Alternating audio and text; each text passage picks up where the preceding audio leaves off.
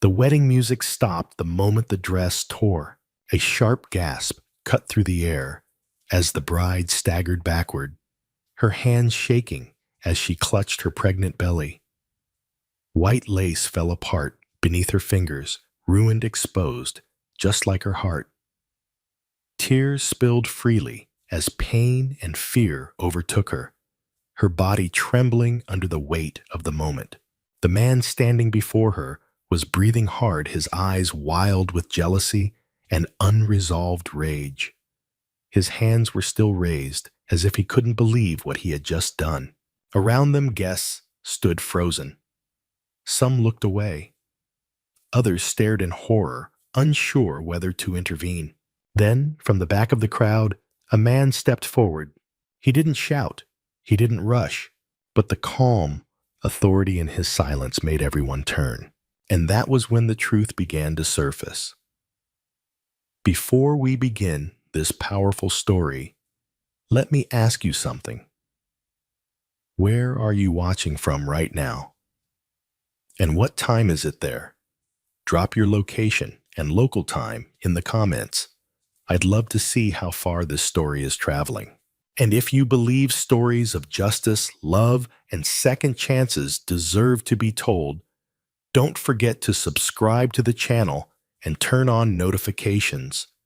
You won't want to miss what happens next.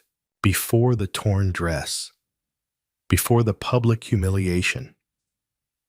There was once a woman who believed love was enough. Her name was Amina.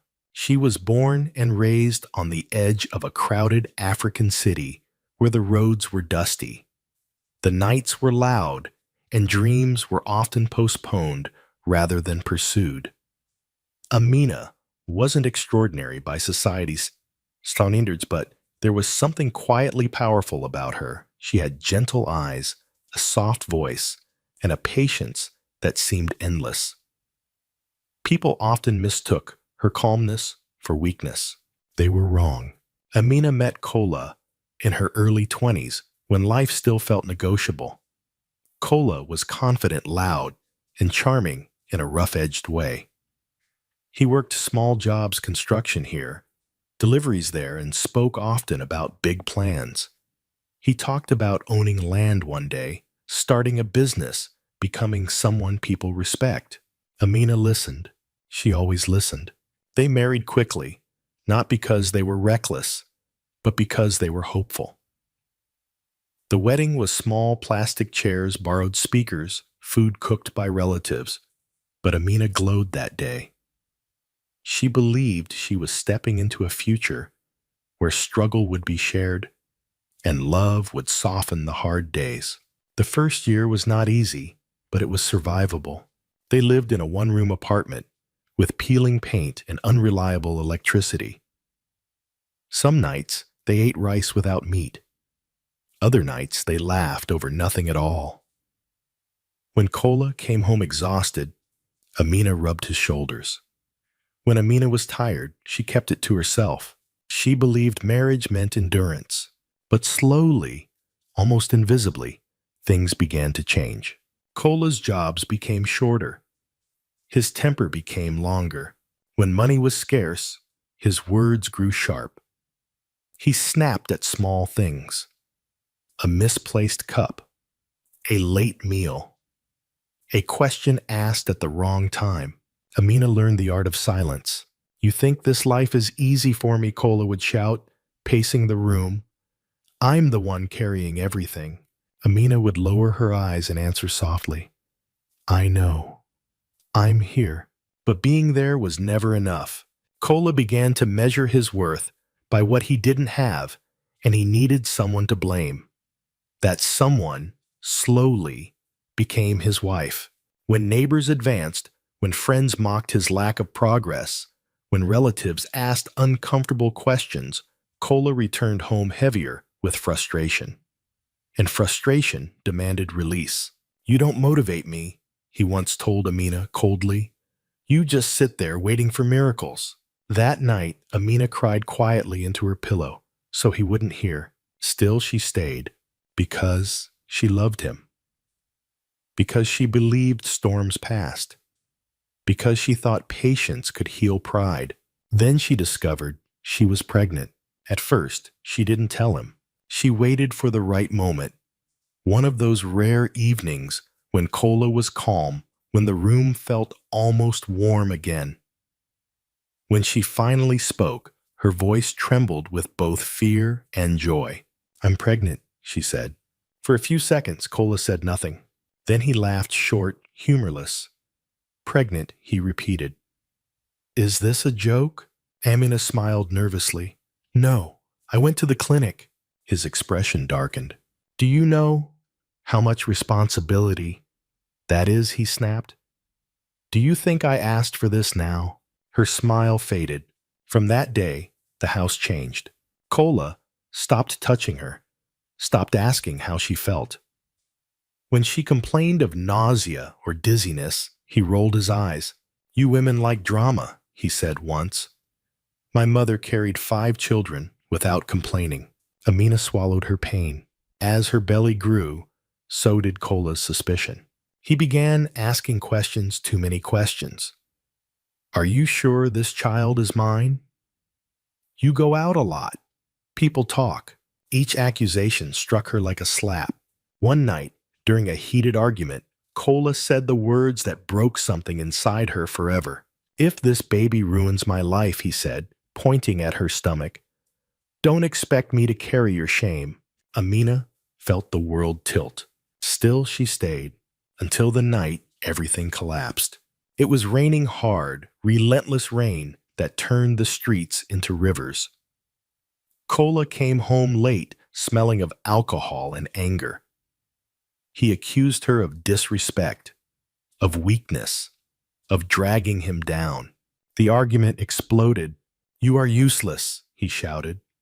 "You think I'll raise another man's child?" Amina tried to explain. She tried to plead, but Kola had already decided. "Get out," he said suddenly. "What? Get out of my house." Amina stared at him, shocked. "Kola, it's raining. I'm pregnant." He opened the door. "Go," he said coldly. "Before I do something worse." She packed nothing. There was nothing to pack. That night, Amina stepped into the rain with a small bag and a body heavy with life. The door slammed behind her, sealing off not just a house, but a marriage she had fought to save alone. She stood there for a moment, unsure where to go. Then she walked. Each step felt unreal. Her dress clung to her skin. Her heart pounded with fear. She whispered to her unborn child, tears mixing with rain. "I'm here," she said softly. "I won't leave you." As the city swallowed her figure, Kola locked the door behind her and turned off the light, convinced he had erased a problem. He didn't know he had just set something far greater in motion. The night Amina was thrown out did not end when the rain stopped. It followed her. Long after the clouds cleared, the humiliation clung to her skin like a second layer. Heavy cold, impossible to shake off. She spent that first night sitting under the narrow shelter of a closed roadside shop, knees pulled to her chest, arms wrapped around her belly, as if she could shield the child from the cruelty of the world. She did not sleep. Every sound made her flinch. Every passing car sent a rush of fear through her veins. By morning, her body ached, but her mind was worse crowded with questions that had no answers. Where would she go? Who would help her? How did love turn into this? At dawn, she stood and began walking again. Amina went first to Kola's older sister, Sadeh, a woman who had once praised her patience and called her a good wife. Amina stood at the gate for several minutes, rehearsing her words, steadying her breath. When Sadeh finally opened the door, her eyes flicked immediately to Amina's swollen belly. "What do you want?" she asked flatly. Amina's voice trembled. "Kola sent me away. I have nowhere to stay. Please." Just until Sade cut her off with a raised hand. My brother told me everything she said. You want to bring trouble into our family. Amina froze. Everything? What do you mean? Said crossed her arms. You know what I mean. Pregnancy doesn't just happen. If you couldn't respect your marriage, don't expect us to clean your mess. The words hit harder than any slap. I never cheated. Amina whispered. This child is Kola's. Saidi's face remained unmoved. That's what all women say. The gate closed slowly, deliberately, leaving Amina standing in the street, her reflection faintly visible in the metal. She barely recognized herself. Eyes hollow, shoulders slumped, dignity cracking under the weight of rejection. She went to an aunt next, then a former neighbor. Each door brought a new version of the same response: suspicion, judgment, discomfort. Some avoided eye contact. Others pretended they weren't home. By midday, the whispers had already begun. Did you hear? She's pregnant? Kola chased her out. I heard the baby isn't even his. In African communities, shame travels faster than truth. Amina felt it everywhere. In the way market women stopped smiling when she approached, in the way conversations paused when she passed by. Her name had become a cautionary tale, her body evidence of supposed wrongdoing. And Kola let it happen. He did more than let it happen. He fed it. When people asked him what went wrong, he shrugged with wounded pride. I tried, he would say. But some women don't respect marriage. He told them he had been deceived, that he had been patient, that he refused to raise a child that might not be his. Each lie made him feel more justified. Meanwhile, Amina struggled to survive.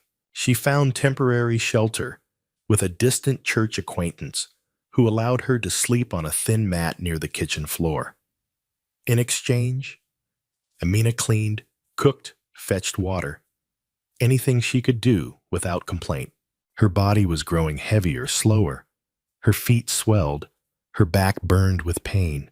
Some nights, she pressed her palms against her belly and whispered apologies to the life inside her. I'm trying, she said. Please be patient with me. The baby responded with gentle kicks, small reminders that she was not alone. But even that comfort was threatened. One afternoon, as Amina returned from buying cheap vegetables, she found the woman she stayed with standing rigidly in the doorway. You didn't tell me the full story, the woman said. Amina's stomach tightened. What story? Kola came here today, she replied.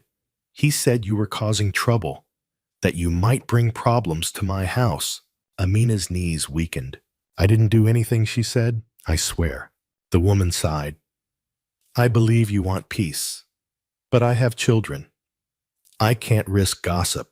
By nightfall, Amina was back on the street. Something inside her broke, not loudly, not dramatically, but completely. For the first time since her marriage began, she allowed herself to think the unthinkable. Kola never loved me. She remembered every time she had stayed quiet to keep the peace, every insult she had swallowed, every dream she had postponed so he could feel like a man. And now when she needed him most, he had erased her. That realization hurt more than hunger, more than loneliness. It hardened her.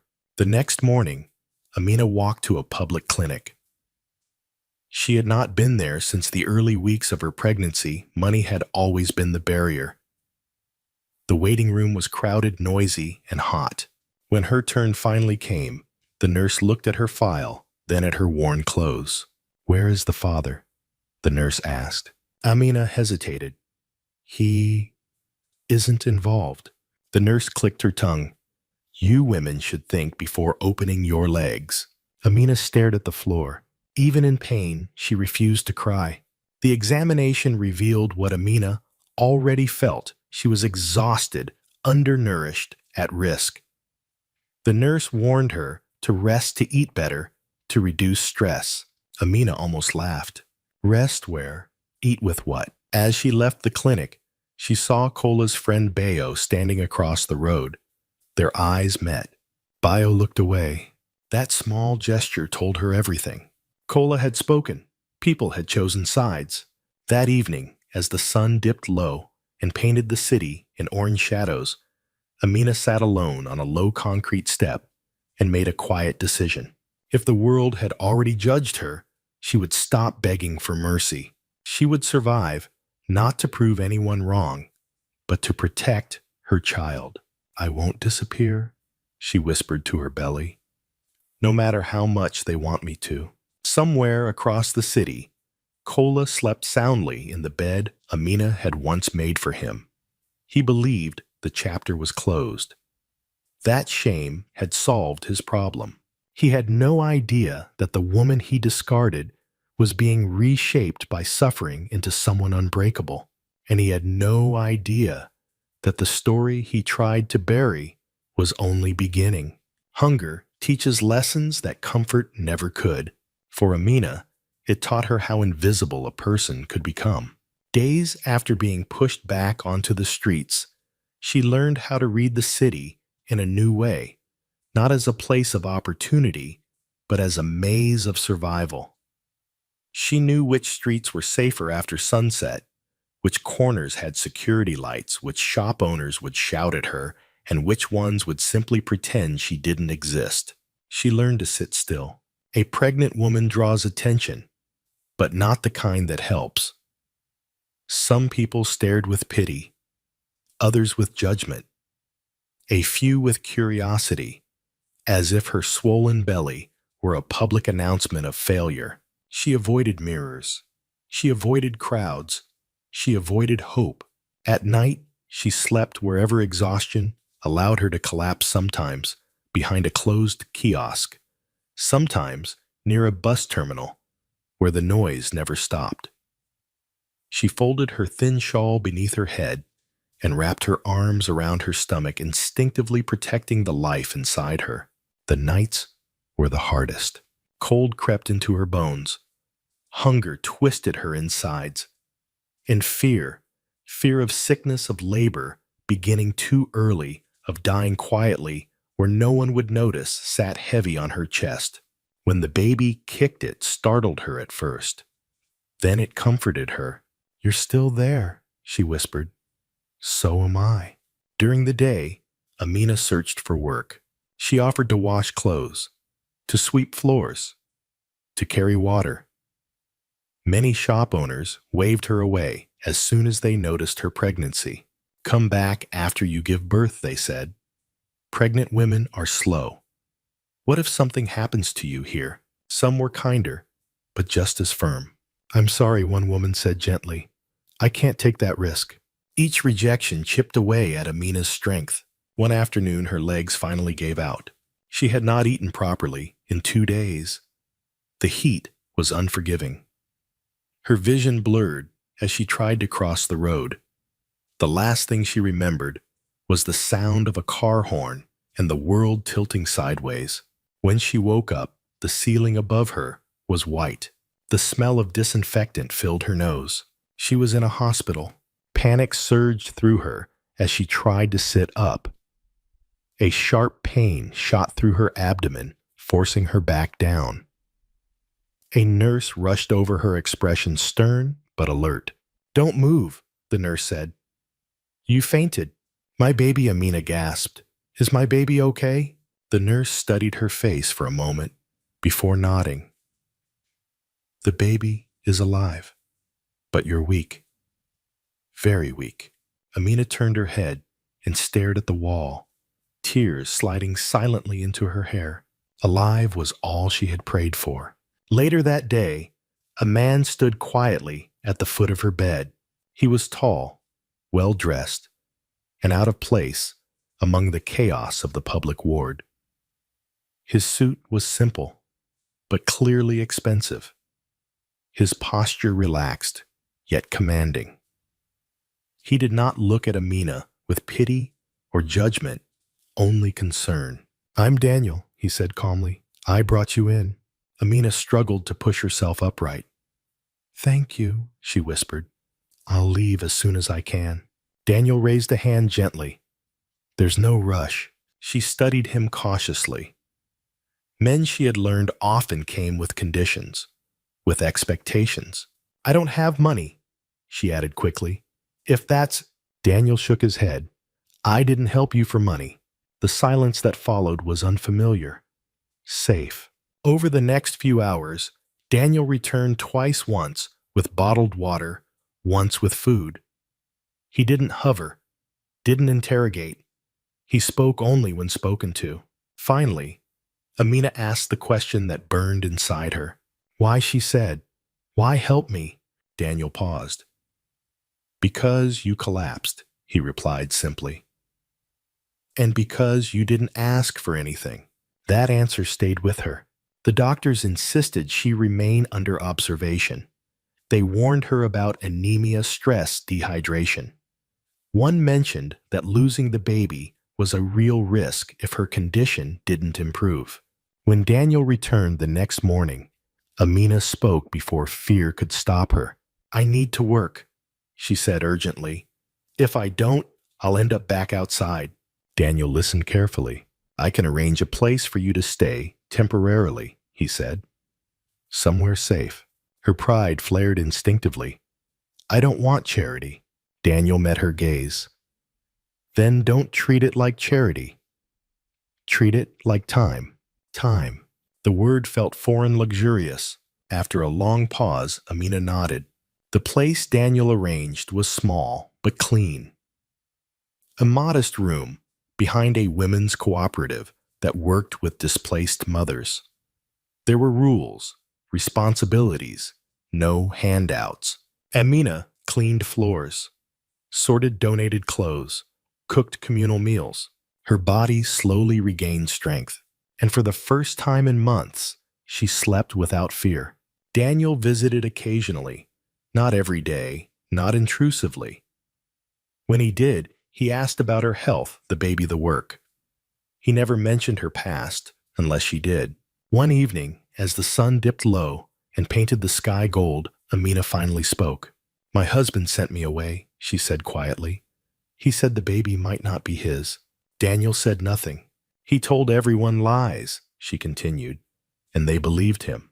Daniel nodded slowly. People often believe what protects their comfort. She looked at him then. Why don't you? He smiled faintly. Because I've learned that strength doesn't always shout. Weeks passed. Amina's belly grew rounder, her steps steadier.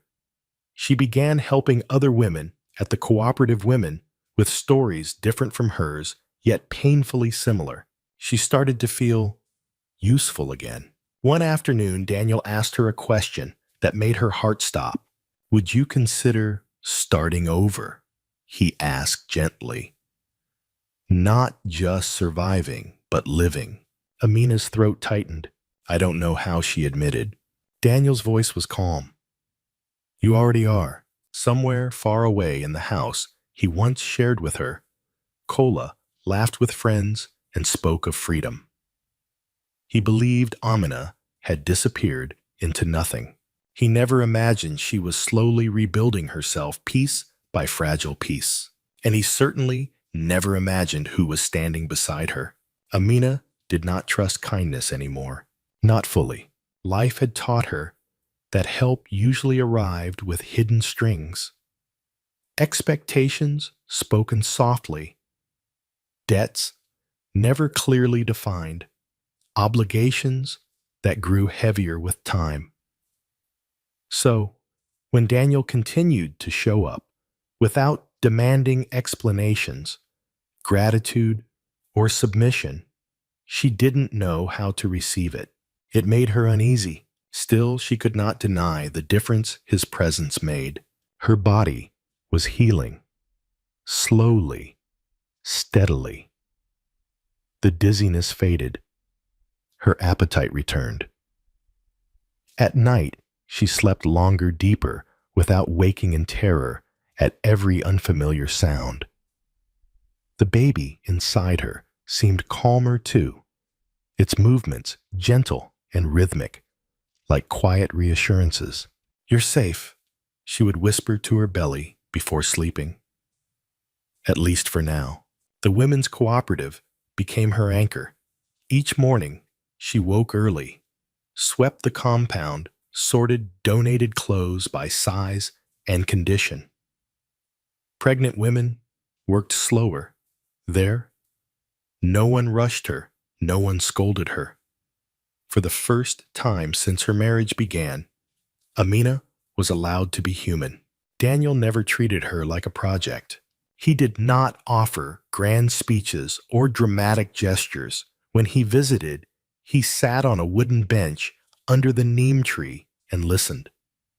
Sometimes they spoke about small things: the weather, the rising cost of food, the stubbornness of traffic. Other times, they sat in silence. That silence was different. It wasn't empty. It wasn't threatening.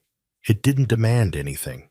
One afternoon, as Amina folded clothes beside another woman named Lillian, she noticed Daniel standing near the gate, speaking quietly into his phone. His posture was relaxed, but his voice carried authority. "Yes," he said. "Delay it until next quarter." "No, I'm not available today." Lillian leaned toward Amina, lowering her voice. "Who is that man really?" Amina shrugged. "Someone who helped me." Lillian raised an eyebrow. "He doesn't look like someone who just helps." The comment unsettled Amina more than she expected. That evening, she asked Daniel directly. "You speak like a man, used to being obeyed," she said carefully. Daniel smiled faintly. Old habits. From what she pressed. He looked at her for a moment, then answered honestly but incompletely. "From work," he said. "I manage things." Amina nodded, though curiosity flickered behind her eyes. She had learned not to push. People revealed themselves when they were ready. Days turned into weeks. Daniel arranged for Amina to attend regular prenatal checkups at a private clinic, not the crowded public ward, where she had once been dismissed with judgmental glances. The doctor spoke kindly, explained things patiently, reassured her about the baby's strength. "You're doing well," the doctor said during one visit, "but you must avoid stress." Amina almost laughed.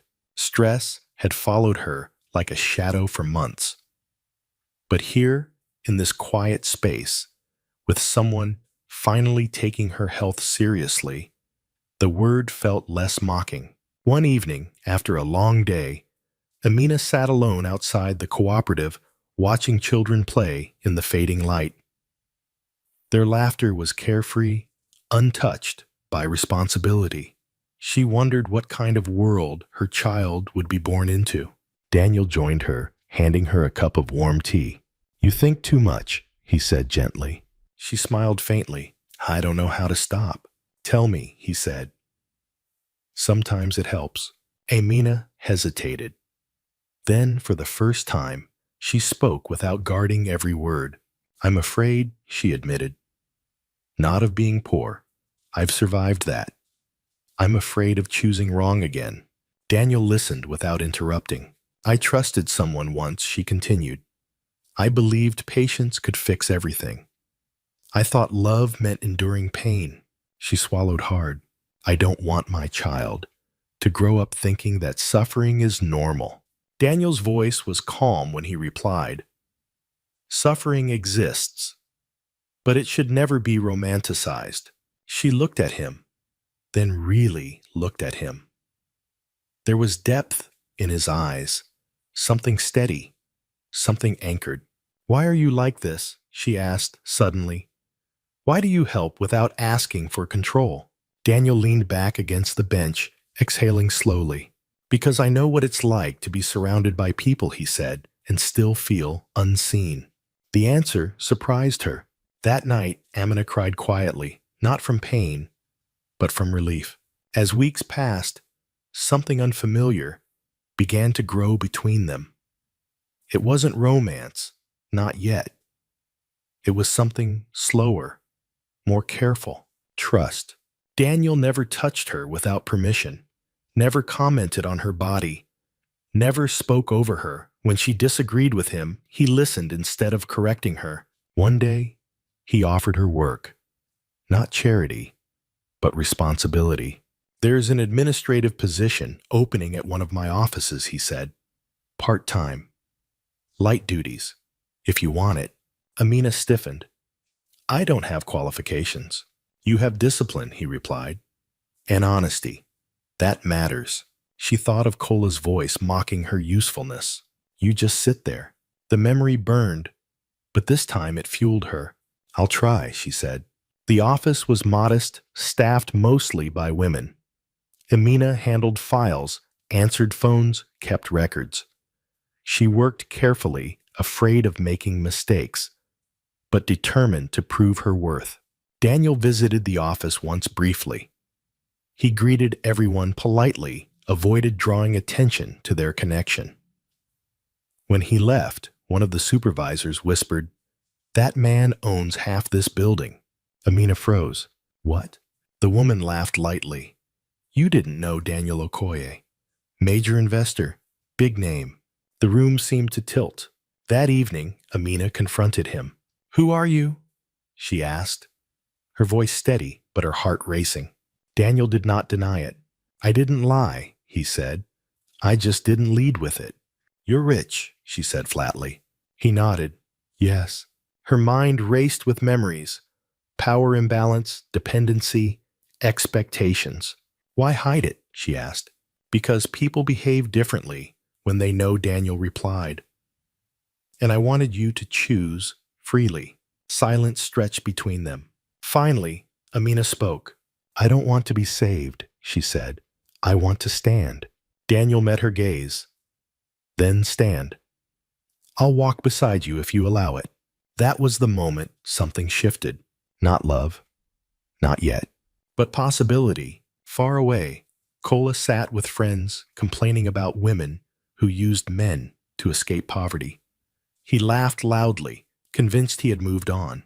He had no idea that the woman he discarded was now walking into rooms he could never enter, and he had no idea that soon, very soon, her path would cross his again. Amina learned slowly that safety could exist without fear. The days at the office gave her structure. She woke early, prepared carefully, and walked to work with measured steps, one hand often resting protectively on her belly. The city still moved fast around her, indifferent and loud, but inside her, something had shifted. She was no longer drifting. She had direction. Her supervisors noticed her diligence. Files were organized. Calls were answered with calm courtesy.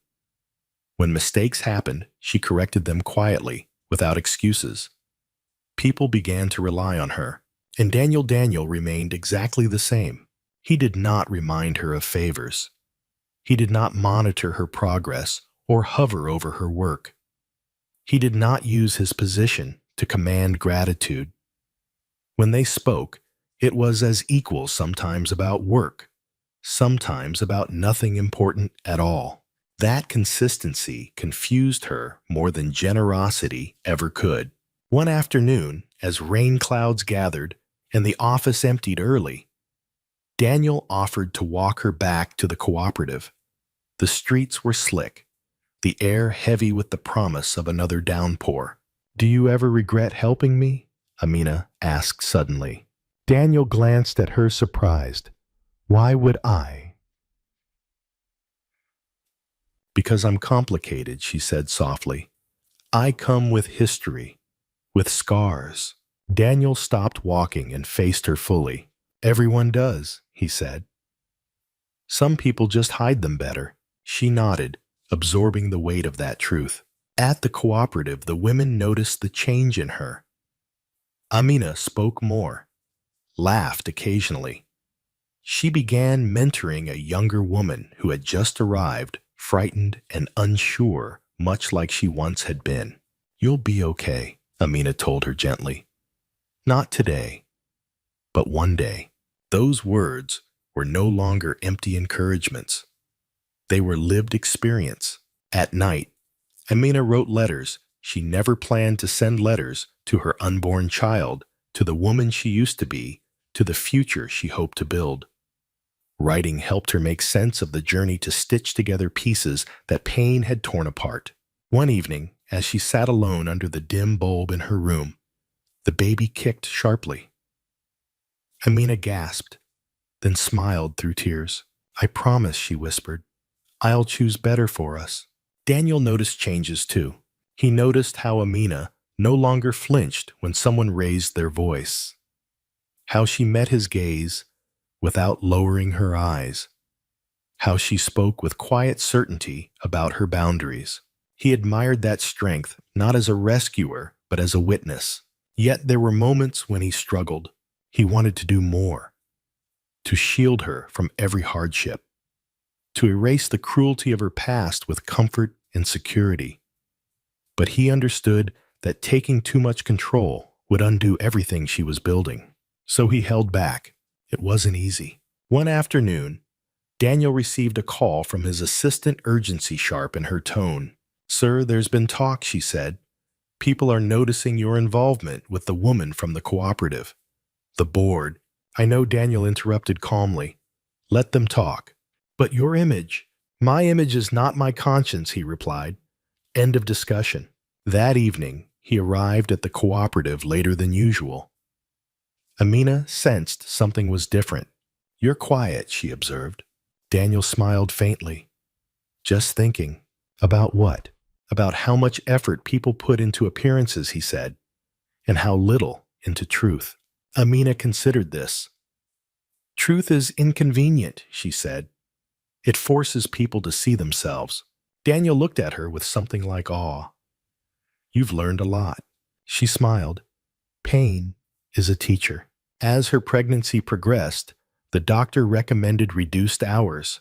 Amina resisted at first, unwilling to lose momentum. "I can handle it," she insisted. Daniel listened, then suggested a compromise: shorter shifts, flexible hours, no pressure. "For the baby," he said. "Not for me." Reluctantly, she agreed. The slower pace gave her time to think, to reflect. She thought about Kola, less with anger. Now, more with clarity. She saw their marriage without romantic filters. She recognized the imbalance, the emotional labor she had carried alone, the warning signs she had ignored.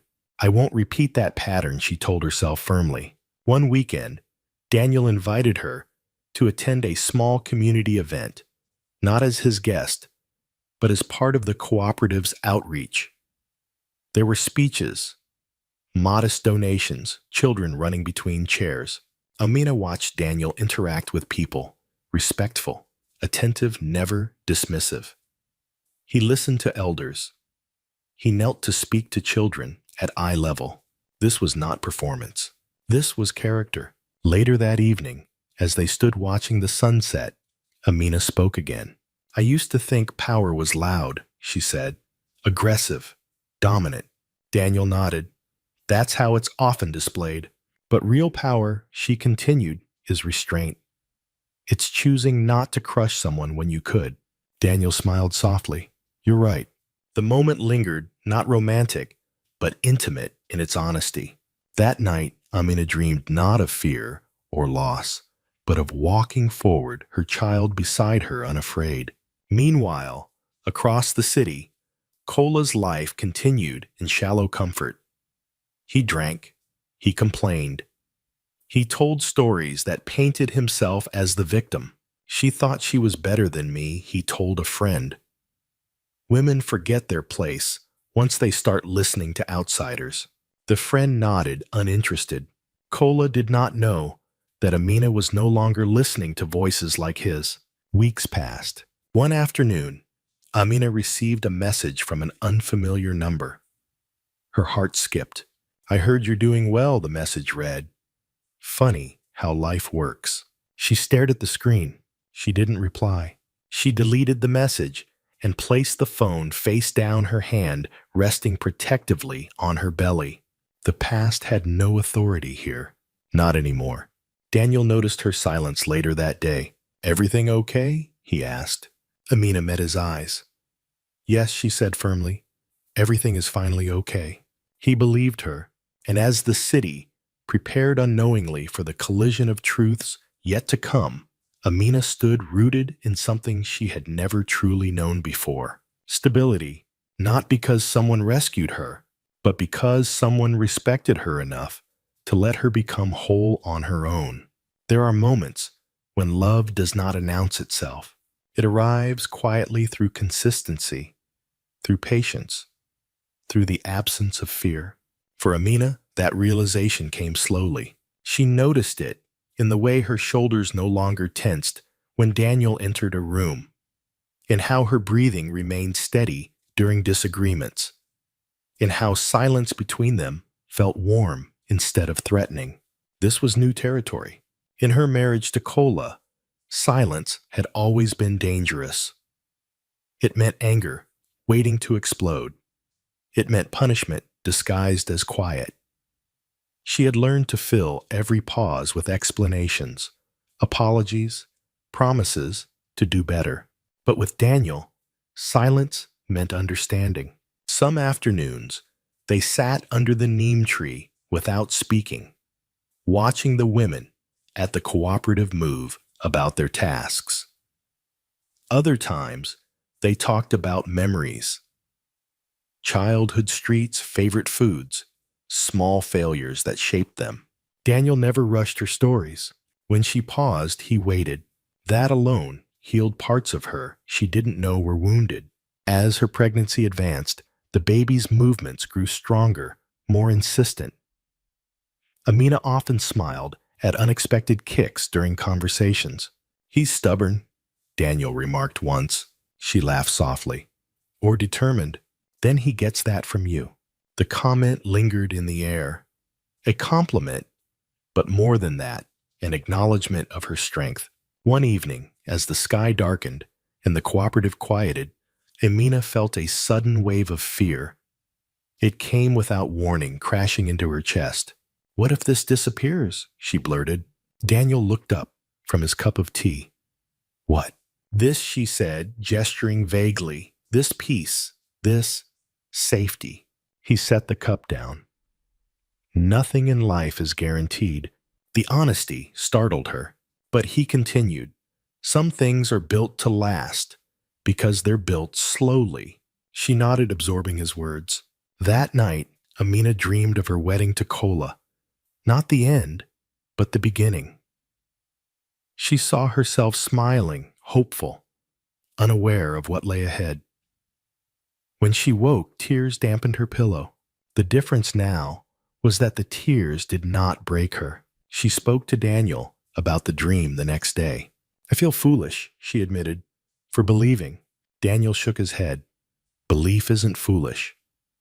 Trusting someone who doesn't deserve it is painful, but it doesn't make you weak." She exhaled, relieved. As days passed, the cooperative prepared for a small celebration, a fundraiser for displaced mothers. There would be speeches, music, modest food. Daniel insisted Amina take a leading role in organizing it. "You know their stories," he said. "You speak their language." She hesitated. "I'm not a speaker. You're a survivor," he replied. "That's more powerful." On the day of the event, Amina stood before a small crowd, her hands trembling slightly. She spoke simply about resilience, about dignity, about the need to see pregnant women not as burdens, but as human beings worthy of care. Her voice steadied as she continued. "When people look away," she said, "it doesn't mean we disappear. It means we must learn to see ourselves." The applause surprised her. Later, as she stepped down, Daniel watched her with quiet pride. "You were incredible," he said. Amina smiled shyly. "I was terrified." "Courage isn't the absence of fear," Daniel replied. "It's moving forward anyway." That evening, something shifted. As they walked together under the fading light, Amina felt an unfamiliar warmth. Not urgency, not desire, but connection. She realized she trusted him, not because he had proven his power, but because he had never used it against her. She stopped walking. Daniel, she said softly. I need to say something. He turned to her attentive. I'm not ready to be anyone's partner. She continued carefully. Not emotionally. Not yet. He nodded without hesitation. I understand. But she added, meeting his eyes, I don't want distance either. A gentle smile crossed his face. Then we stay exactly where we are. Relief flooded her. No pressure. No conditions. Just presence. That night, Amina sat alone, writing another letter. This one different from the rest. I am not broken, she wrote. I am healing. Meanwhile, across the city, Kola's curiosity had begun to itch. He had heard rumors, vague mentions of Amina working somewhere, of her being helped by a man. At first, he dismissed them as gossip, but something about the tone unsettled him. How does a woman like her suddenly find stability? He muttered one evening. Pride twisted into suspicion. He began asking questions. Most people shrugged. Some avoided him. One acquaintance mentioned a name Daniel, but nothing more. Kola scoffed. Another man playing savior. But the thought lingered. Back at the cooperative, Amina prepared for maternity leave. Her doctor insisted she slow down further. Though she resisted, she eventually accepted help, this time without guilt. Daniel ensured everything was arranged discreetly. No fanfare, no announcement.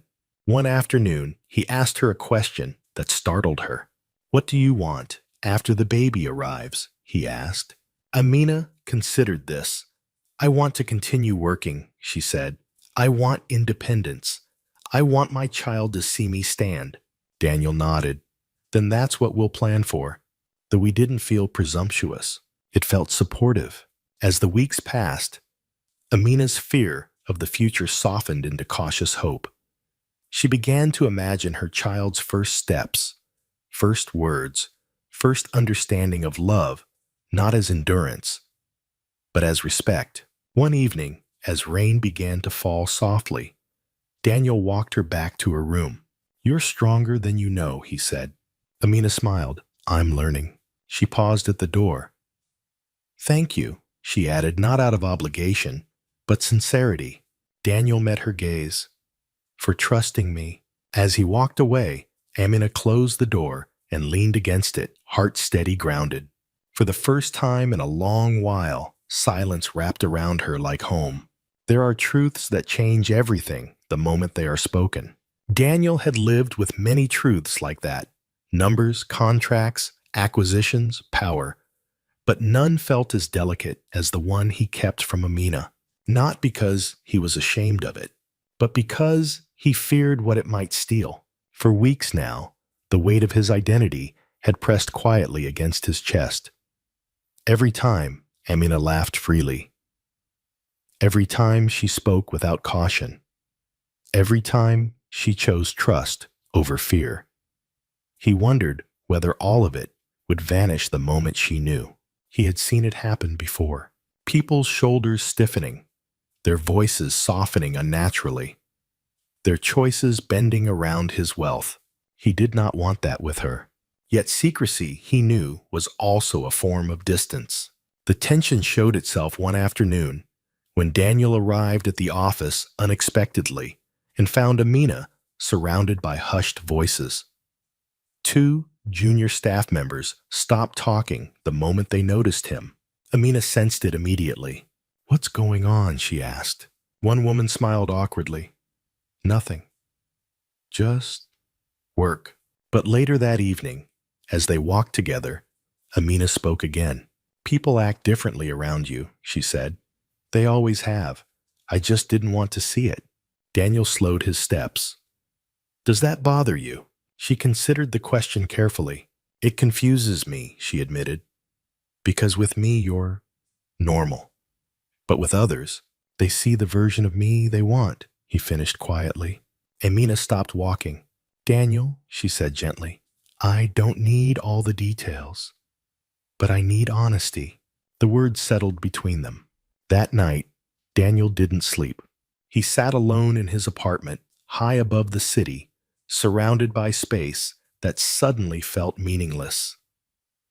He thought about the board members who obeyed him without question, the journalists who chased his name, the strangers who bowed when he entered rooms. And then he thought of Amina, folding donated clothes with careful hands, humming softly to herself. The contrast felt unbearable. The next morning, Daniel made a decision. He invited Amina to lunch, not at a restaurant, but at a quiet outdoor cafe far from the city's attention. Somewhere neutral. Somewhere human. They sat beneath an umbrella as traffic murmured in the distance. "There's something I need to tell you," Daniel said. Amina's heart tightened, but she nodded. "I'm listening." "I manage more than I've admitted," he continued. "The offices you work in, they're part of my company, not just investments." She remained still. "I didn't tell you because I didn't want power to enter this space," he said. "But I understand now that withholding truth can do the same." Amina inhaled slowly. "You're very wealthy," she said quietly. "Yes." The word hung heavy. Amina looked away, staring at her hands. "So this is why doors open," she murmured. "Why people step aside." Daniel said nothing. "Why help me at all?" she asked finally. "You could help anyone." He leaned forward. "Because when I found you, you didn't ask for rescue. You asked for dignity." Silence. Amina closed her eyes briefly, grounding herself. "I need time," she said at last. "Not to judge, but to understand what this means." Daniel nodded. "Take all the time you need." She did not pull away. She did not accuse. But something had shifted. That afternoon, Amina returned to the cooperative with a storm of thoughts. Wealth had once been a threat to her, a symbol of imbalanced control dependence. She feared being absorbed into someone else's shadow. That night, she wrote again. "Truth doesn't scare me," she wrote. "Losing myself does." Over the following days, Amina paid attention to herself, to Daniel, to the dynamics she had ignored before. She noticed how people deferred to him even when he spoke softly, how decisions bent in his direction. But she also noticed what didn't change. He still listened. He still asked permission. He still respected her boundaries. One evening, she confronted him again. "I don't want to be shaped by your world," she said. "I won't trade my voice for comfort." Daniel met her gaze steadily. "Then don't. I'm not looking for ownership. I'm looking for partnership, if you ever choose that." Her chest tightened. "And if I don't?" she asked. "Then I remain grateful," he replied, "for knowing you." That answer stayed with her. Meanwhile, whispers began spreading beyond the cooperative. People recognized Daniel's name more clearly now. Some women eyed Amina with curiosity, others with envy, a few with suspicion. "She's lucky," one whispered. "She planned this," another muttered.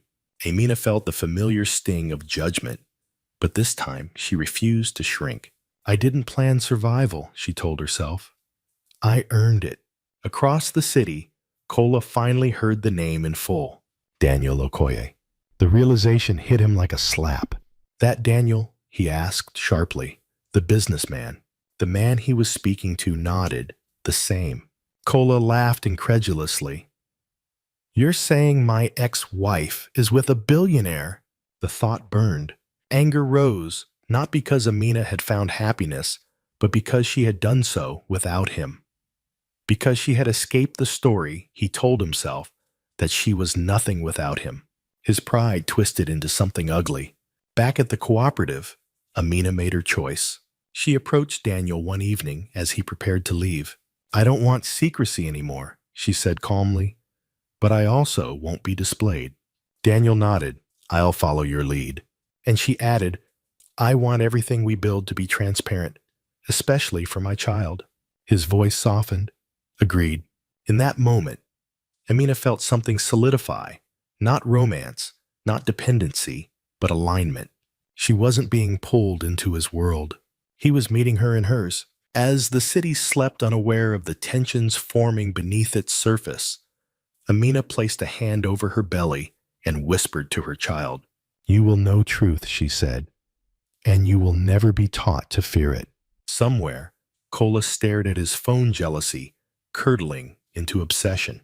And somewhere else, two lives, once broken, once guarded, were moving carefully toward a collision neither of them could fully control. Kola did not sleep that night. The name Daniel Okoye echoed in his head like a curse he couldn't silence. He lay on his back, staring at the cracked ceiling of the room he rented, replaying every rumor he had dismissed, every whisper he had laughed off. The truth, sharp and humiliating, had finally landed. Amina wasn't struggling. She wasn't begging. She wasn't paying for her mistakes the way he had told himself she would. She was standing beside a man whose name carried weight, whose presence bent rooms and opened doors. And the more Kola thought about it, the more the realization twisted inside him like a knife. How did she get there? The answer: he refused to accept that she had survived, grown, and chosen better, did not fit the story he needed. So he reached for another one. She used him. That narrative was easier to swallow. It protected his pride. It turned his abandonment into foresight, his cruelty into caution. By morning, Kola had decided he would confront her, not to reconcile, not to apologize, but to reclaim something controlled dignity, the illusion of superiority. If Amina had risen, it would not be without his voice reminding her of where she came from. He began asking questions more aggressively now. He visited old neighbors, pretended concern. "I just want to make sure she's safe," he said, lowering his voice. "She's still the mother of my child." Some people hesitated. Others, eager for gossip, pointed him in vague directions. The cooperative's name surfaced more than once. Kola smiled thinly. Across the city, Amina felt the air change before she knew why. It was subtle glances held a second too long, conversations quieting when she entered rooms. She recognized the pattern instantly. Shame had a smell. She had lived with it long enough to know when it returned. Daniel noticed too. "Something's off," he said one evening as they walked together. "People are watching." Amina nodded. "The past doesn't knock," she replied. "It arrives." She did not tell him about the messages she had received earlier that week, numbers she didn't recognize, words that pretended politeness but carried an edge. "We should talk. You owe me answers." She deleted them all, but the tension followed her. At her next prenatal appointment, Amina felt unwell tightness in her chest, a pounding headache. The doctor reassured her physically, but warned her again about stress. "You need calm," she said firmly. "Your body remembers what your mind tries to forget." That night, Amina sat alone and breathed through the fear. She placed both hands on her belly and grounded herself. "I choose peace," she whispered, "no matter who comes looking." The following afternoon, Kola found the cooperative. He stood across the street for several minutes, watching women move in and out, watching Amina through the open gate as she spoke with someone near the entrance. She looked different, stronger, steadier, visibly pregnant, but unbowed. His chest tightened. So this was what she had become without him. When he finally crossed the street, his steps were deliberate. He wanted to be seen. He wanted to be recognized. Amina noticed him immediately. Her body reacted. Before her mind did heart-racing, breath-shortening, but she did not retreat. She straightened, placed a hand on her belly, and met his eyes. "Kola," she said calmly. He smirked. "So this is where you ended up." "This is where I work," she replied. "What do you want?" His gaze flicked to her stomach. "My child." The words landed hard. Amina inhaled slowly. "You gave up that right when you sent me into the rain." He laughed softly. "You think a few months erase blood. This isn't a conversation, she said, voice steady. It's a boundary. Kola stepped closer. I heard you found a rich man. Congratulations. There it was, the bitterness he couldn't hide. I found dignity, Amina replied. Wealth has nothing to do with it. His eyes darkened. Don't lie to me. You always did that, pretended you were better. Amina felt Daniel's presence before she saw him. He had arrived quietly, stopping a few steps behind her, not intervening, yet watching her choose her own footing. This is not the place, Amina said firmly. Leave. Kola turned, noticing Daniel fully for the first time. He assessed him quickly, the calm posture, the tailored clothes, the way people subtly shifted to make space. So you're him, Kola said. Daniel Okoye. Daniel met his gaze without expression. I am. Kola laughed sharp and mocking. Figures. You like collecting broken things. Amina stiffened. But Daniel spoke before she could. She's not broken, he said quietly. And you will lower your voice. The authority in his tone cut through the air. Kola sneered. You think money gives you the right to silence me? No, Daniel replied. Respect does. And you're running out of it. A small crowd had gathered. Whispers rippled outward. Amina felt the weight of the moment. This was the collision she had sensed coming. Kola, she said, lifting her chin. This ends now. You will not come here again. You don't get to decide. That he snapped. That child is mine. Amina's voice did not waver. The law will decide, and so will my conscience. Daniel stepped forward, then not aggressively, but decisively. Any further contact, he said calmly, will go through legal channels. You are not welcome here. Kola's laughter faded. The reality of the situation began to sink in. Not just Daniel's wealth, but his reach. The people watching. The consequences. You think you've won, Kola said bitterly. But remember where you came from. Amina held his gaze. I do. That's why I'll never go back. He stood there for a moment longer, pride warring with humiliation. Then he turned and walked away, shoulders stiff, jaw clenched. As he disappeared down the street, the cooperative slowly returned to life. Conversations resumed. Work continued, but the tremor lingered. Daniel turned to Amina. Are you okay? She nodded, then shook her head. I will be, she said. Just not today. He placed a respectful distance between them. Do you want me to stay? Yes, she admitted. Not to fix anything. Just stay.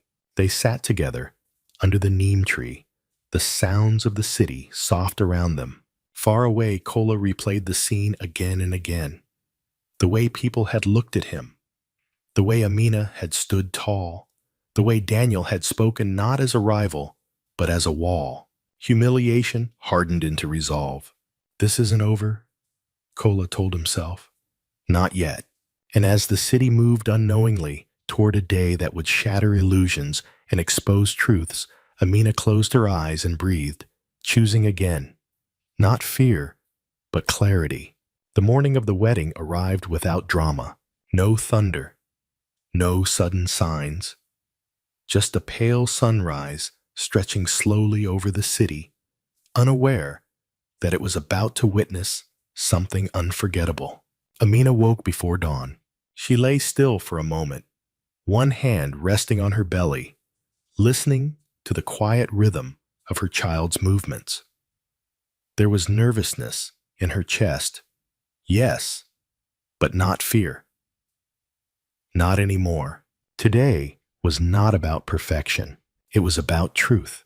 The small apartment buzzed gently as the women moved in and out, adjusting fabrics, laying out accessories, whispering encouragement. The wedding was intentionally simple. No grand ballroom. No excessive display. Just a modest outdoor venue surrounded by trees, white fabric, and carefully arranged chairs. Amina had chosen simplicity on purpose. She refused to let her past turn this day into a performance. As she dressed, the seamstress paused, studying her reflection. "You're glowing," she said softly. Amina smiled faintly. "I'm breathing." That felt like enough. Across the city, Daniel stood alone in his room, fastening the cuff of his shirt. He did not feel the rush many men described on wedding days. Instead, there was a steady calm, a certainty that surprised him.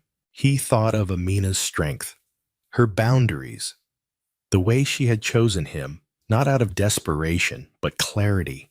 That mattered. His assistant knocked lightly. "Everything is ready, sir." Daniel nodded. "Thank you."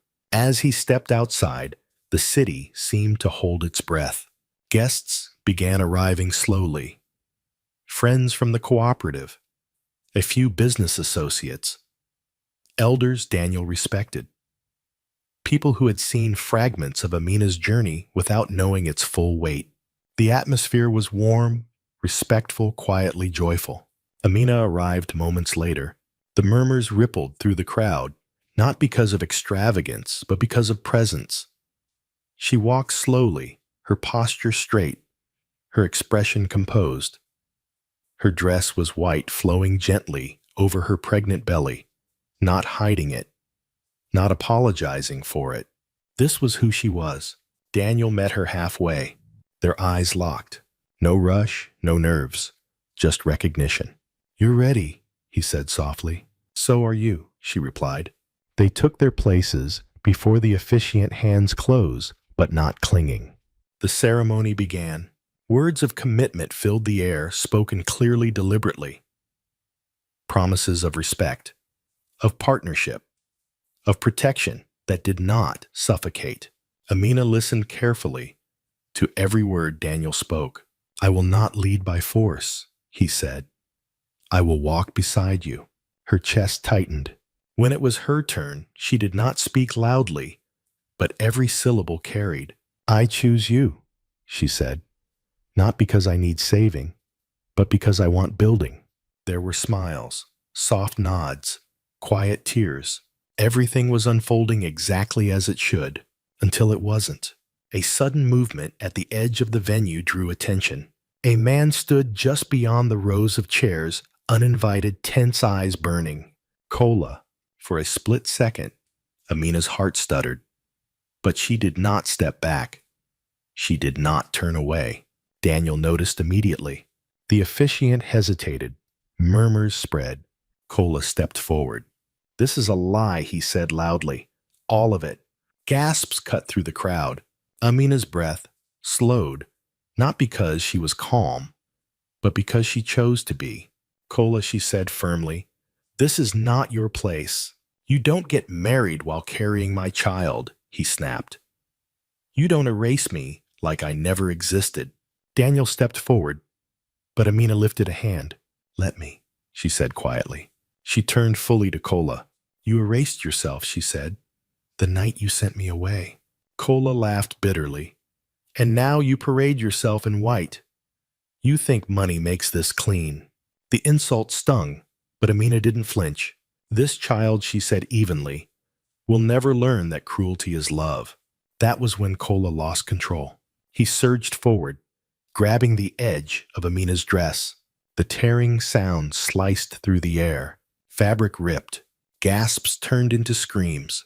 Amina stumbled instinctively, clutching her belly as the crowd erupted into chaos.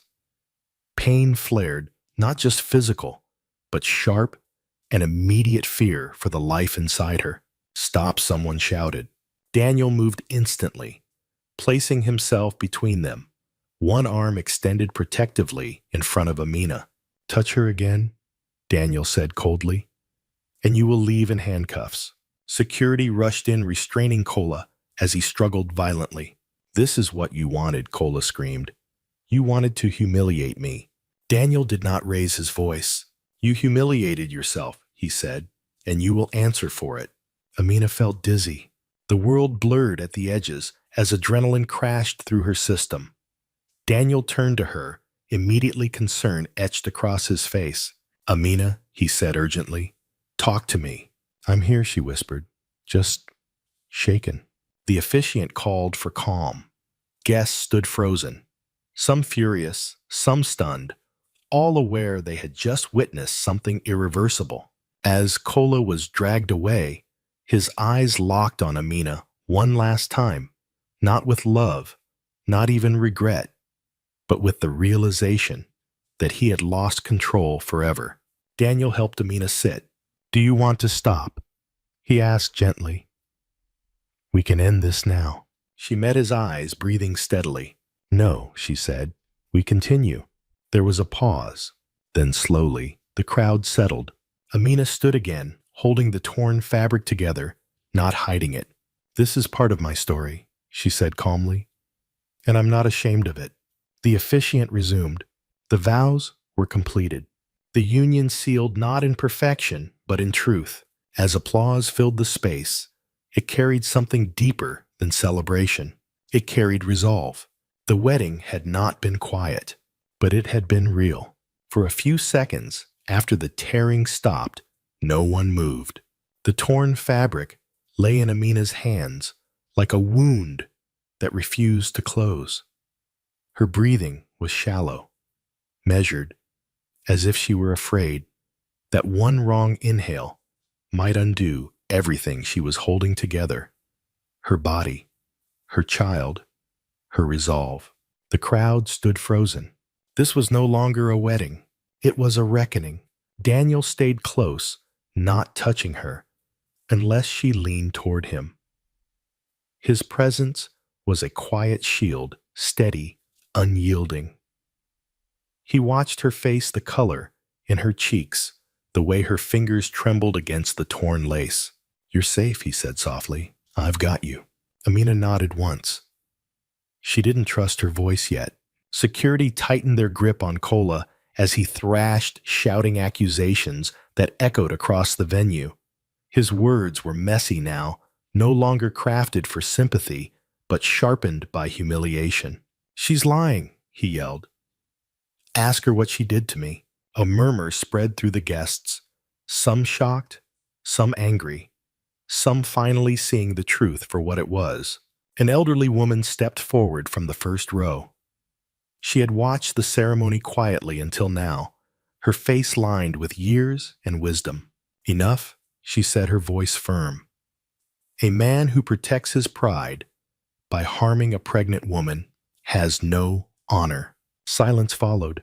Another voice joined in, then another. "You chased her away. She begged for help."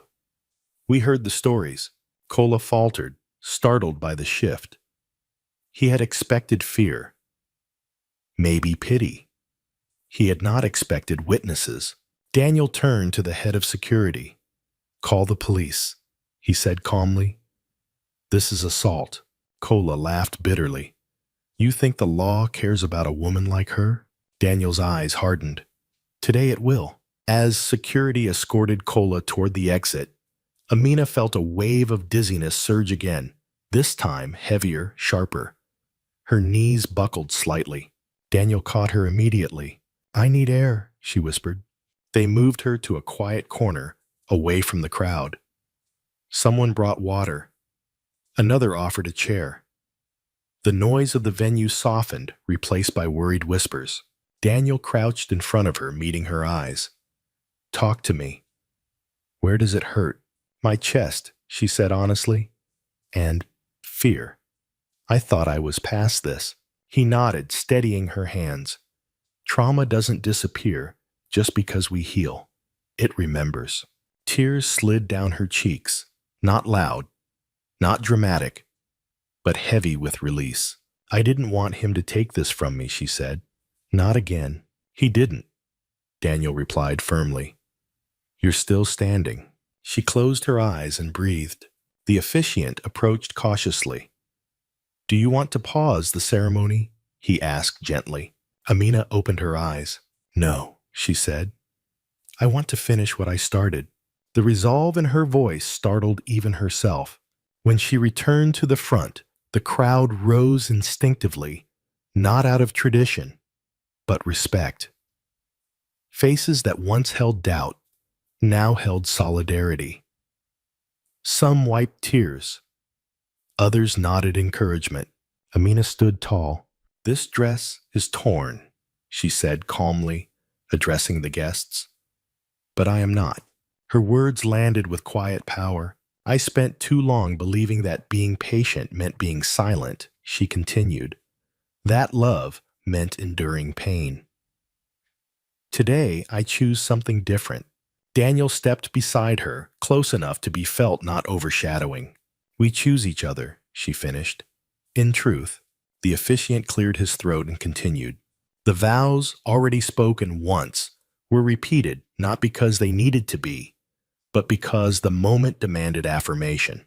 When Daniel said, "I will protect your dignity," the words carried weight. When Amina said, "I will not disappear," the crowd exhaled as one. The ceremony ended not with music, but with applause that felt earned. Later, as guests gathered in small clusters, the police arrived quietly. Statements were taken. Witnesses spoke. The torn fabric became evidence, not shame. Daniel spoke briefly, with officers, his tone respectful but firm. There was no spectacle, just process. Amina watched from a distance, her hand resting on her belly. "I'm proud of you," a woman from the cooperative said softly. "You didn't shrink." Amina smiled weakly. "I was terrified." "So was he," the woman replied, nodding toward the exit where Kola had been taken. "That's the difference." As evening settled, the venue emptied slowly. The celebration had changed shape, less festive, more meaningful. People lingered, reluctant to leave the gravity of what they had witnessed. Daniel approached Amina again. "The doctor is on standby," he said, "just in case." She nodded. "Let's go." The drive to the clinic was quiet. Streetlights blurred past the windows as Amina focused on her breathing. The baby shifted alive, responsive. Relief washed through her. At the clinic, examinations confirmed what she needed most to hear. "The baby is fine," the doctor said. "But you've been under severe stress. You need rest." Daniel exhaled slowly, tension easing from his shoulders. When they returned home, night had fully fallen. Amina sat on the edge of the bed, staring at the torn dress draped over a chair. "I should throw it away," she murmured. Daniel shook his head. "Only if you want to." She touched the fabric gently. "It reminds me that I survived." "Then keep it," he said. They sat together in silence, not the dangerous silence of the past, but the kind that holds space for healing. Across the city, Kola sat in a holding room, his anger finally cooling into something heavier. The crowd's faces replayed in his mind, the way they had looked at him, not with fear, but with clarity. For the first time he understood. He had not lost Amina to another man. He had lost her to the truth, and no amount of shouting could tear that away. Morning came slowly, as if the city itself needed time to recover. Amina woke with a dull ache behind her eyes and a familiar heaviness in her chest. For a moment, she forgot where she was. Then memory returned, not as a wave, but as a series of still images. The tearing sound, the gasps, Daniel's arm in front of her, the cold certainty in his voice. She placed her hand on her belly. A gentle movement answered. Relief loosened the knot in her chest.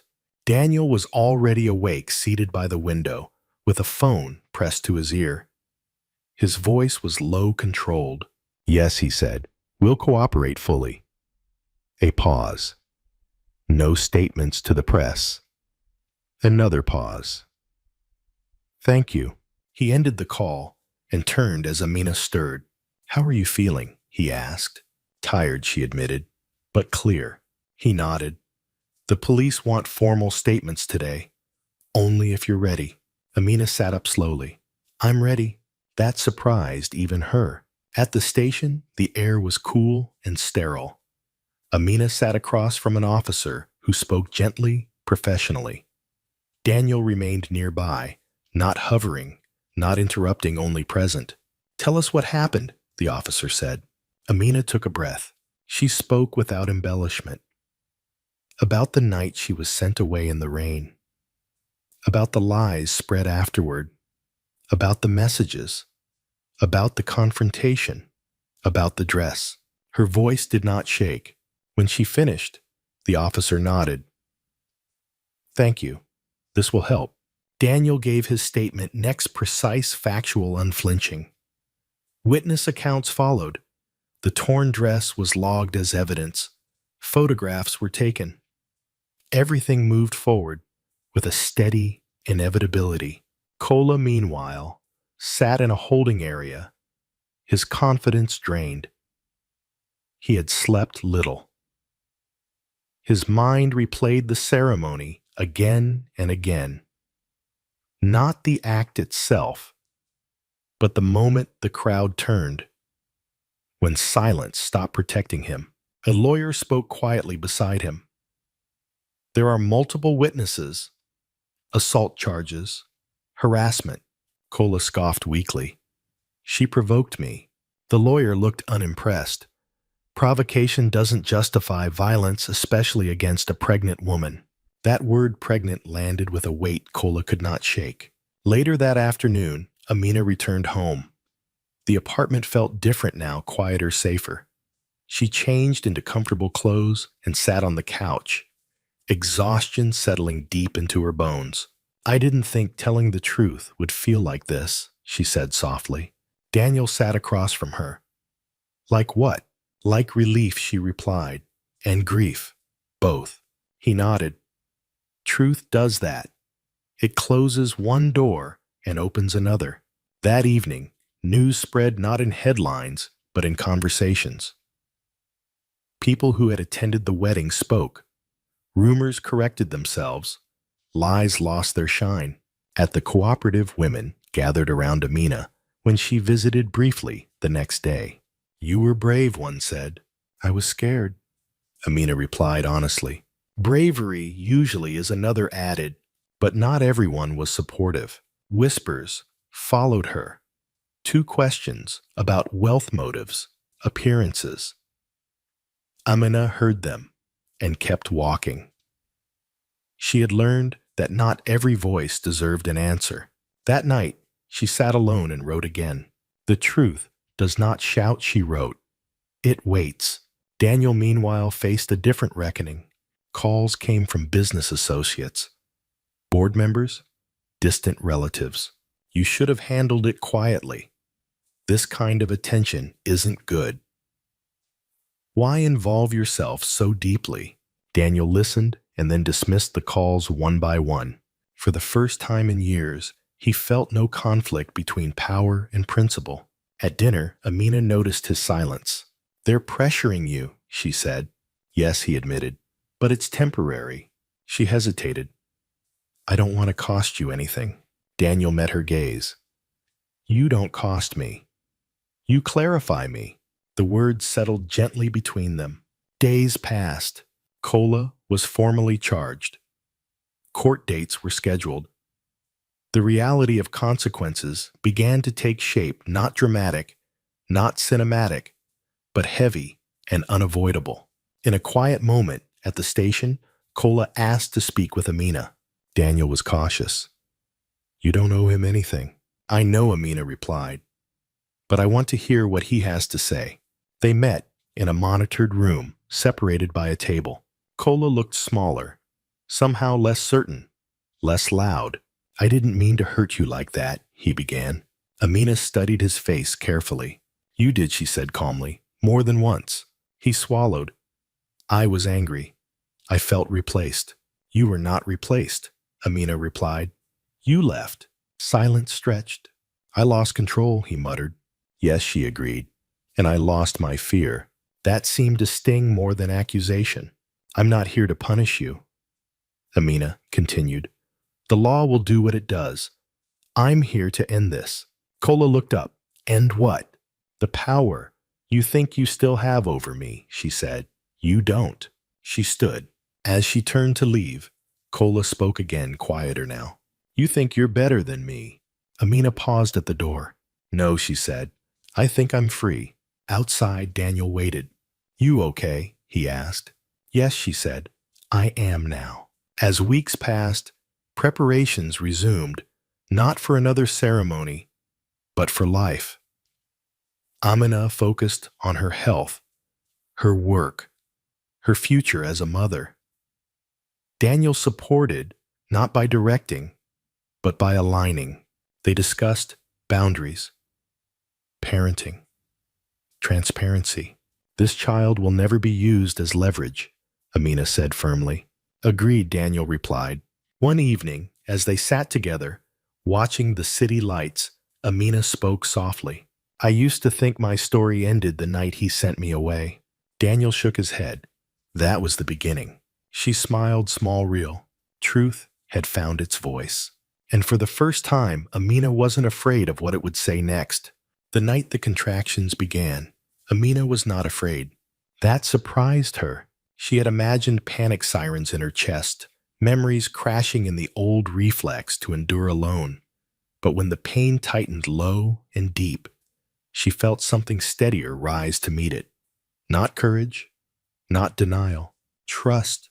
She placed one hand on her belly, breathing through the wave. The room was quiet, the air cool. Daniel noticed her stillness before she spoke. It's starting, she said simply. He was at her side in seconds, calm but alert. How far apart? She closed her eyes, counted. Irregular, but stronger. He nodded, already reaching for his phone. Not to command, only to prepare. The doctor answered on the first ring. We'll come in, Daniel said. Now. As the car moved through the sleeping city, streetlights passing like slow pulses, Amina focused on her breath. The pain intensified, then eased, intensified again.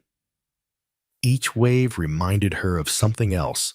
Every time she had been told to be quiet, to wait, to endure without complaint. Not tonight.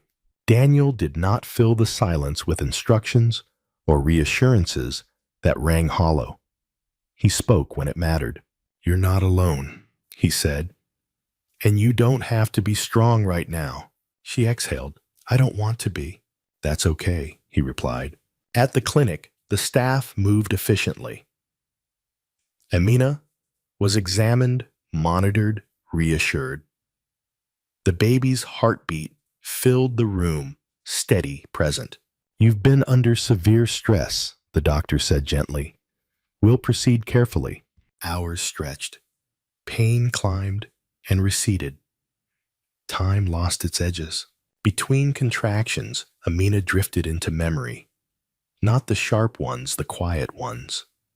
Nights at the cooperative. The sound of fabric folding. Daniel listening without interrupting. The moment she said no, and was believed. She squeezed his hand during a particularly strong wave. He held firm, not tight enough to control, not loose enough to vanish. I'm here, he said again, and she believed him. When the baby finally arrived, the room filled with a sound Amina had waited a lifetime to hear. A cry, strong, indignant, alive. Tears blurred her vision. He's okay, she asked, voice cracking. He's perfect, the doctor replied. Daniel's shoulders sagged with relief. He didn't try to hide. He stood close as the baby was placed on Amina's chest. Small fingers curled instinctively, grasping skin anchoring. Amina laughed through tears. Hello, she whispered. I'm here. The exhaustion that followed was deep and heavy, but peaceful. The kind that comes after something real is completed. In the days that followed, Amina learned a new rhythm. Feeding, resting, healing. The quiet miracle of watching her child sleep, chest rising and falling, trusting the world to hold him. Daniel adjusted without fuss. He took calls outside the room. He asked nurses questions and listened to answers. He learned the art of rocking not to soothe himself, but to support. One afternoon, as sunlight spilled through the window, Amina watched him cradle their son with careful confidence. "You're good at this," she said. He smiled faintly. "I'm learning. So am I." News traveled again, but differently this time. Less spectacle, more substance. The incident at the wedding faded into context as people spoke of the baby of recovery, of boundaries respected. At the cooperative, women sent messages, small notes of joy, prayers, encouragement. Amina read them slowly, savoring the sense of belonging that no longer came at a price. Kola heard the news too. In the holding facility, the information arrived stripped of drama. The baby is born, healthy. He sat with it longer than he expected. For the first time, the reality of his action settled without the armor of anger. He imagined the cry he hadn't heard the moment he hadn't protected. The weight pressed inward. He asked to see the child. The request was denied. Back at home, Amina recovered with intention. She allowed herself rest without guilt. She allowed Daniel's help without surrender. They spoke openly about schedules, boundaries, the future. "This child will know truth," Amina said one evening. "Not versions, not excuses." Daniel nodded. "And safety without conditions." She studied his face. "You don't have to prove anything to me." "I know," he said. "I just want to be worthy." That night, as the baby slept between them, Amina felt a familiar fear try to return. The old whisper, "This can still be taken." She acknowledged it and let it pass. Weeks later, a hearing date arrived. Amina prepared quietly. She did not rehearse speeches. She reviewed facts. She trusted the truth to stand without embellishment. In the courtroom, she spoke again, clear, measured, unafraid. Witnesses corroborated. Evidence aligned. The torn dress was displayed not as spectacle, but as context. Kola watched from his seat, the distance between them, finally undeniable. When the proceedings ended, there was no triumph in Amina's chest, only closure. Outside, Daniel waited. "It's done," she said. He nodded. "You did well." "I did what was necessary," she replied. They returned home to the simple life they were building. Feedings and naps, small laughs, honest conversations. One afternoon, Daniel brought a folded garment from the closet. "The dress," he said. "Do you still want to keep it?" Amina touched the fabric, then shook her head. "I don't need it anymore," she said. "I remember without it." They donated it to a textile project where it would be transformed, not erased. That evening, Amina held her son and spoke softly. "You will grow up knowing this," she said. "Love is not loud. Power does not bruise. And protection never asks you to disappear." Daniel listened from the doorway, something steady anchoring in his chest. Amina was no longer bracing for impact. She was standing, supported, respected whole. And in the quiet of that ordinary evening, with a child breathing softly against her heart, she knew the truth she had earned would carry her forward. Justice did not arrive with applause. It came quietly through procedures and paperwork, through hearings that stretched longer than patience, through questions asked and answered without drama. It came without revenge, and that was the hardest part for those who expected spectacle. For Amina, justice was not a moment. It was a process. She learned that in the weeks following the hearing, as dates were set and reset, as documents passed from one desk to another, each step demanded energy she didn't always have, especially with a newborn whose needs did not pause for adult affairs. Daniel offered help where it mattered: transport, childcare arrangements, space to rest. But he never pushed her to pursue more than she wanted. "Tell me what you need," he said, "not what you think you should need." She appreciated that distinction. At court, the facts stood without decoration. Witnesses spoke. Medical reports were read. The torn dress, now transformed into a neutral exhibit, was referenced not for its symbolism, but for its reality. Amina listened to her own story, told back to her in measured language. It felt strange hearing pain translated into legal terms: assault, harassment, threatening behavior, accurate but incomplete. Still, it was enough. Cola's defense leaned on familiar tropes: provocation, misunderstanding, emotion. Each one fell apart under scrutiny. The timeline did not bend. The witnesses did not contradict each other. When the decision was read, it did not feel like victory. It felt like an ending. Cola was found guilty of assault and harassment. Sentencing followed the guidelines: no special treatment, no theatrical punishment. Restrictions were imposed. Consequences formalized. As the room emptied, Amina remained seated for a moment longer than necessary. She watched the bench clear the papers, gathered the doors open and close. Daniel waited without rushing her. "Are you okay?" he asked softly when she finally stood. "I am," she said after a breath. "I just needed to see it finish." Outside, reporters hovered at a distance. Daniel guided Amina past them without comment. No statements, no sound bites. They returned home to a quiet apartment where the baby slept, unaware of the adult world's conclusions. That night, Amina sat with her son and felt something unexpected rise. Not anger, not triumph, but grief. Not for Cola, for the version of herself that had believed love meant erasure. Daniel noticed her stillness. "You don't have to carry this alone," he said. "I know," she replied. "I just want to feel it once so it doesn't come back." She allowed the tears to come. They were brief, honest, and cleansing. The next morning, Amina made a choice that surprised everyone, including Daniel. She asked to meet Cola one final time. Daniel was cautious.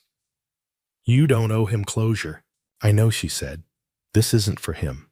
They met in a supervised room, daylight filtering through a high window. Cola looked older than she remembered, less defined by anger, more by fatigue. He did not speak at first. Amina did. "I didn't come to forgive you," she said calmly. "I came to release myself." Cola frowned. "From what?" "From carrying your choices," she replied. "They belong to you." He swallowed. "I ruined everything." "You ruined what you touched," Amina said. "Not what I built after." Silence followed, heavy, reflective. "I won't visit again," she continued. "And I won't accept messages."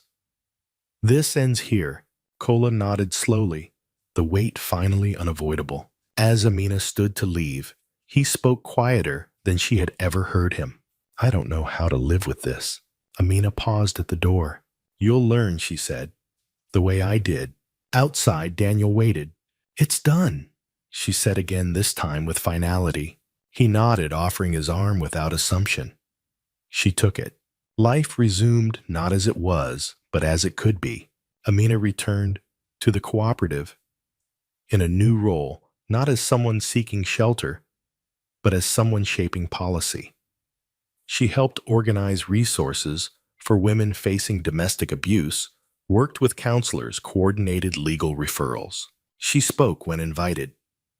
She declined when not. Her voice was steady, never sensational.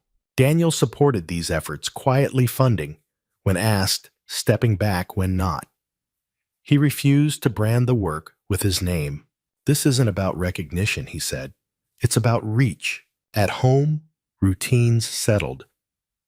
Night feedings, early walks, conversations about boundaries and budgets and the ordinary choices that made up a life. One evening, as they watched the baby sleep, Amina spoke. "I don't want our story used to shame others," she said, "or to glorify suffering." "Agreed," Daniel replied. "We tell it for clarity, not drama." She smiled. "I used to think happiness was loud." "And now," he asked, Now I know it's consistent, she said. There were setbacks, of course. Old fears resurfaced on quiet nights. Public curiosity flared and faded. But the foundation held. Months later, Amina stood before a small gathering at the cooperative, no cameras, no speeches rehearsed. I'm not here to tell you. It gets easy, she said. I'm here to tell you. It gets honest. The women listened not because she was married to a powerful man, but because she spoke from ground they recognized. Afterward, Daniel waited near the door. You were clear, he said. So were you, she replied, glancing at the back row where he had stayed unobtrusive. As they walked home together, the city hummed around them, ordinary, alive, unconcerned with endings. Amina felt a calm she no longer questioned. Justice had come without applause, and that was enough. Happiness did not arrive all at once. It came in small, reliable moments, in the quiet of early mornings, when Amina fed her son while the city still slept. In the steady warmth of Daniel's presence, not hovering, not directing, just there. In the gentle predictability of routines that once felt impossible. This was the life she had chosen. Months passed, and the apartment filled with the soft evidence of living tiny clothes folded carefully, notes on the fridge, a plant by the window that refused to die despite her inexperience. The baby grew quickly alert and curious, responding to voices with bright attention. Amina watched him closely, not with fear, but with intention. She wanted him to learn safety without silence, strength without cruelty, love without endurance as proof. Daniel respected her instincts. They talked often about parenting, about money, about boundaries that would never be crossed. He listened more than he spoke. When they disagreed, they paused instead of pushing. I don't want power to enter this home, Amina said once. It won't, Daniel replied. Not without your consent. That promise mattered. They did not rush to redefine their relationship for the outside world. There were no grand announcements, no public displays meant to close old chapters with spectacle. Their commitment lived in practice, not performance. At the cooperative, Amina's role expanded naturally. She became a point of reference not because of her story, but because of her consistency. She helped women navigate systems designed to exhaust them. She listened without fixing. She shared resources without shame. When asked to speak publicly, she chose her words carefully. I'm not here to inspire you, she said at one gathering. I'm here to stand with you. The distinction landed. Daniel funded programs, quietly refusing plaques or naming rights. When pressed, he redirected attention to the women doing the work. This is not charity, he said simply. It's responsibility.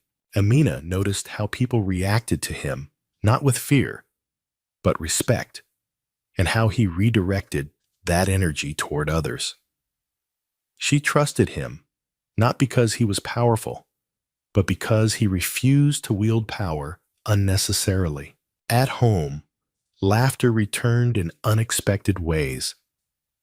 Amina laughed at herself when she burned food.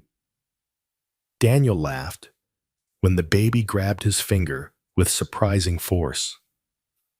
They learned to rest not as collapse, but as choice. One evening, as rain fell softly outside, Amina sat with Daniel and spoke the thought that had been forming quietly. I don't want my past erased, she said. I want it integrated. Daniel nodded. It made you who you are. Yes, she replied. But it doesn't get to define what comes next. They agreed on that fully. News of Cola faded into background noise. Legal restrictions held. Distance became permanent. Amina did not monitor his life. She no longer needed to. She had learned that freedom was not the absence of threat, but the presence of self. On a clear afternoon, Amina took her son to the cooperative. Women gathered around smiling, offering blessings. The child responded with wide eyes and soft sounds, absorbing warmth without confusion. "This place kept me alive," Amina said quietly to Daniel. "It kept you becoming," he replied. That felt accurate. As the year turned, they planned a small gathering. Not a wedding, not a renewal, just a moment to mark continuity. No speeches, no drama. Food shared among people who had witnessed growth rather than spectacle. Amina wore a simple dress. Daniel stood beside her. Their son slept nearby safe. There was no tearing fabric this time, only intactness. Later that night, after everyone had gone, Amina stood by the window and reflected not with regret, but clarity. She thought of the woman. She had been the patience that had masked fear, the silence mistaken for virtue. She did not judge that woman. She thanked her for surviving. Daniel joined her, wrapping a light blanket around her shoulders. "You okay?" he asked. "Yes," she said. "I'm complete." The word surprised her with its accuracy. In the months that followed, life continued ordinary and demanding, tender and strong. There were challenges. There were disagreements. There were nights when fear tried to return. But fear no longer led. Amina had learned the difference between endurance and dignity, between rescue and respect, between love that consumes and love that stands beside. And that knowledge shaped everything. One afternoon, she wrote one final letter, not to the past, but to the future. "To anyone who thinks survival is the same as living," she wrote, "know this: you are allowed to choose better without apology." She folded the letter and placed it in a drawer, not to be revisited, but to exist. As evening fell, Daniel sat with their son, reading softly. Amina watched from across the room, heart steady, breath even. This was not a fairy tale. It was better. It was earned. Sometimes, life does not break us in one loud moment. It breaks us quietly through silence, through endurance mistaken for love, through staying where we should have been protected. Amina's story reminds us that kindness is not weakness, and patience should never cost your dignity. True love does not ask you to disappear. It does not thrive on fear, control, or suffering. It stands beside you. It listens. It protects without owning. Karma does not always arrive as revenge. Sometimes it arrives as clarity, as growth, as the quiet realization that you survived what was meant to destroy you and chose better. If this story touched something inside you, take a moment to reflect. Have you ever stayed somewhere out of loyalty while losing yourself in the process? What would choosing yourself look like today? Share your thoughts in the comments. Your story might be the one someone else needs to hear. And if you believe stories like this, stories of truth healing, and second chances deserve a voice, don't forget to subscribe to the channel and turn on notifications. More powerful journeys are coming.